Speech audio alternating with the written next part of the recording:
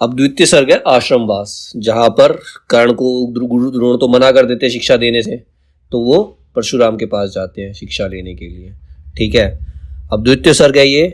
शीतल विरल एक कानन शोभित अध्यक्षता के ऊपर, कहीं उच्च प्रस्वर्ण चमकते झरने, कहीं शुभ निर्जर। तो यहाँ उस आश्रम का सीन दिखाया गया है। शीतल विरल एक कानन शोभित अध्यक्षता के ऊपर, मतलब एकदम ठंडा, विरल कानन मतलब जंगल की तरह, जंगल से शोभित एक, वहां कहीं झरने बह रहे हैं। जहां भूमि समतल सुंदर है, नहीं दिखते हैं पाहन।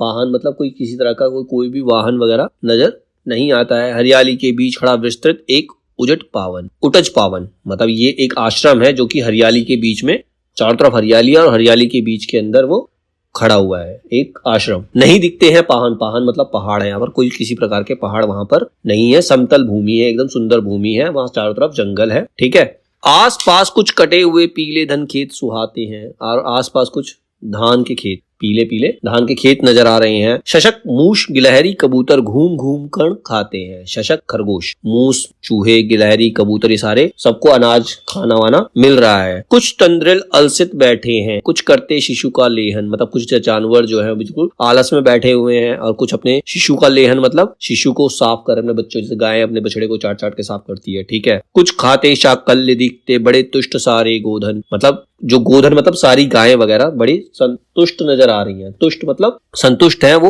उनको भूखे नहीं है। हवन अग्नि बुझ चुकी, गंध से वायु अभी पर माती है। भीनी भीनी महक प्राण में मादकता पहुंचती है, मतलब मान लो इससे ऐसा सीन दिखाया गया कि हवन की अग्नि अभी भी बुझी हो, उस हवन की जो सुगंध है वो चारों तरफ फैली हुई, धीरे धीरे महक जो है एकदम से प्राणों को मादकता पहुंचाती, मतलब अजीब सा नशा देती है।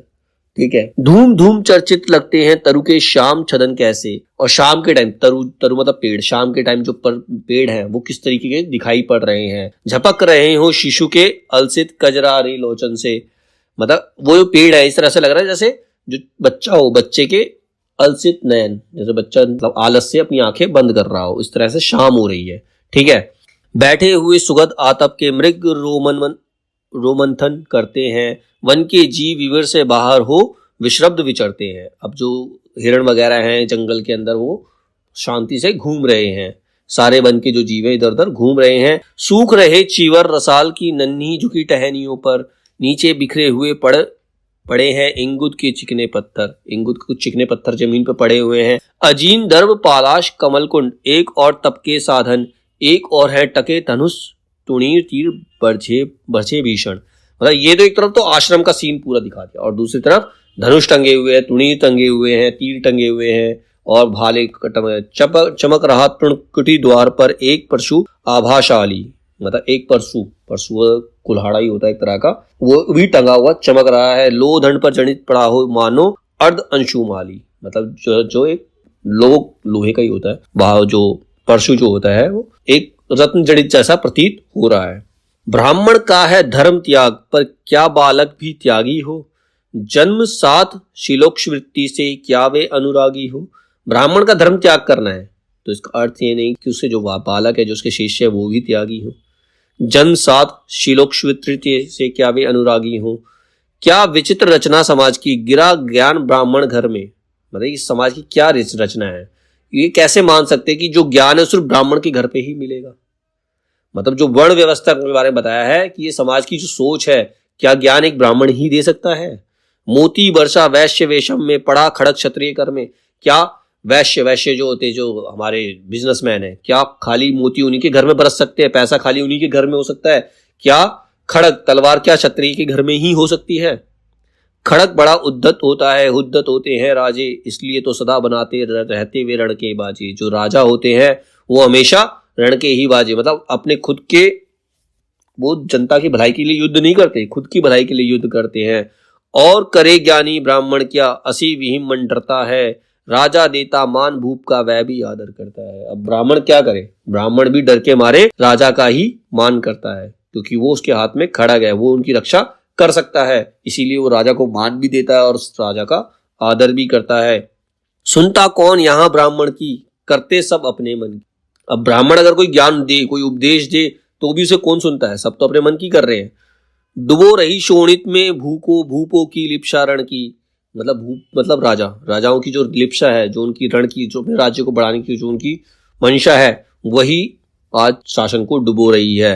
ओ रण भी किस लिए, नहीं जग से दुख दैन्य भगाने को। और वो लड़ाई किसी जग से दुख दैन्य भगाने के लिए नहीं है, वो लड़ाई जनता की भलाई के लिए नहीं है, वो अपने स्वार्थ के लिए है।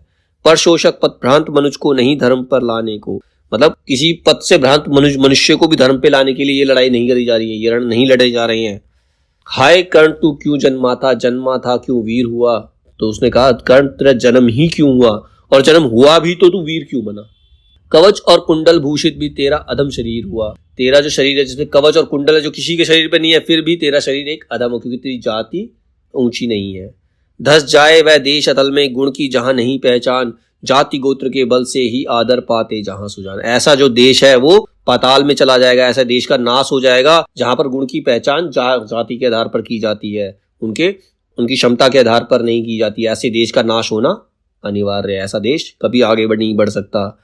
नहीं पूछता है कोई तुम व्रती वीर या दानी हो, कोई तुमसे ये नहीं पूछता कि तुम वीर हो, दानी हो, तुम शौर्यवान हो, ये तुमसे कोई नहीं पूछता। सभी पूछते मात्र यही तुम किस कुल के अभिमानी हो, सब यही पूछते हैं कि तुम कौन से कुल में जन्मे हो।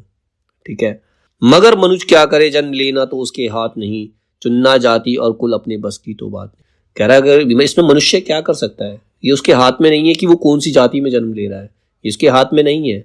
अपना कुल अपनी जाति चुनना उसके हाथ में, उसकी बस की बात नहीं है। ठीक है, ये तो जन्म के आधार पर है। ठीक है, वो सिर्फ अपने शौर्य दिखा सकता है, अपने आप को आगे बढ़ा सकता है, लेकिन ये उसके हाथ में नहीं है कि वो कौन से कुल में जन्म ले। सहनशीलता को अपनाकर ब्राह्मण कभी न जीता है, किसी लक्ष्य के लिए नहीं अपमान हलाहल पीता है। सह सकता जो कठिन वेदना, पी सकता अपमान वही, बुद्धि चलाती जिसे तेज का कर सकता बलिदान नहीं।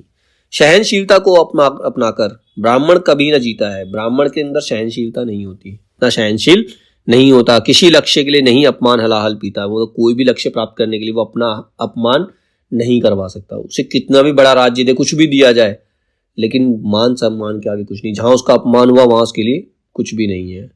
सह सकता जो कठिन वेदना, पी सकता अपमान वही, जो कठिन वेदना को सह सकता है और अपमान को पी सकता है। बुद्धि चलाती जिसे तेज कर सकता बलिदान वही, मतलब जिसके अंदर ये जो कठिन वेदना को सह सकता है, अपमान को भी सह सकता है, तो वही बलिदान कर सकता है, वही अपना बलिदान दे सकता है। तेज पुंज ब्राह्मण तिल तिल कर जले, नहीं यह हो सकता, किसी दशा में भी स्वभाव अपना वह कैसे खो सकता।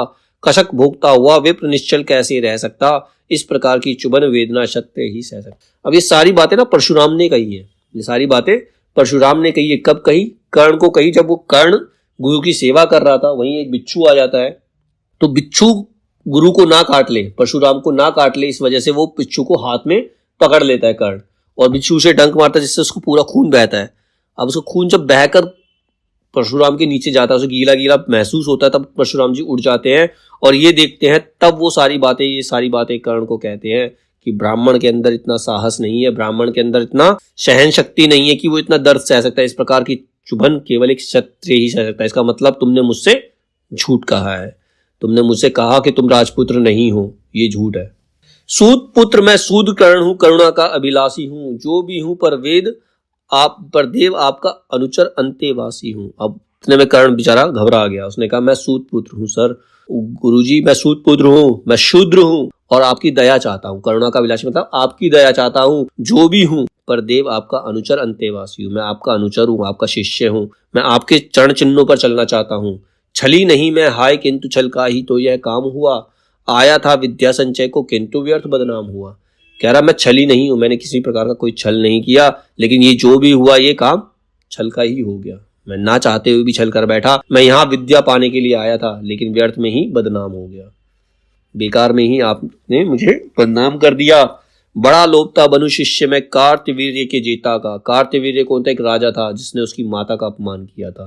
परशुराम की कहानी है, वहां पर कार्तवीर्य नाम का एक राजा था जिसने उसकी माता का अपमान किया, जिससे क्रोधित होकर उसके पिता ने परशुराम से ही उसकी माता का शीश मांगा। उसने अपनी माता का शीश काट के अपने पिता को दे दिया, लेकिन उसके बाद उसने राजाओं को, समस्त क्षत्रियों को जड़ से खत्म कर दिया। उसमें कार्तवीर्य को सबसे पहले इसने मारा। तो उसने कहा बड़ा लोभ था बनु शिष्य में कार्तवीर्य के जेता, जिसने कार्तवीर्य को हराया, उसको विजय प्राप्त की, मैं उसका शिष्य बनूं। तपोदीप्त शूरमा विश्व के नूतन धर्म प्रणेता का, मैं ऐसे वीर का शिष्य बनूं जिसने नए धर्म का प्रचार किया। वो ब्राह्मण थे, परशुराम ब्राह्मण होकर उन्होंने वीरता का प्रचार किया, राजाओं को हराया। मैं ऐसे व्यक्ति का शिष्य बनना चाहता था, वो लोभ मेरे मन में था, पर शंका थी मुझे सत्य का अगर अब पता पा जाएंगे महाराज मुझ सूत पुत्र को कुछ भी नहीं सिखाएंगे। लेकिन मुझे ये डर था अगर आपको सत्य ज्ञात हो गया तो आप मुझ सूत पुत्र को कुछ भी नहीं सिखाएंगे। ये सब छुपाया, इसलिए मैंने आपको ये नहीं बताया।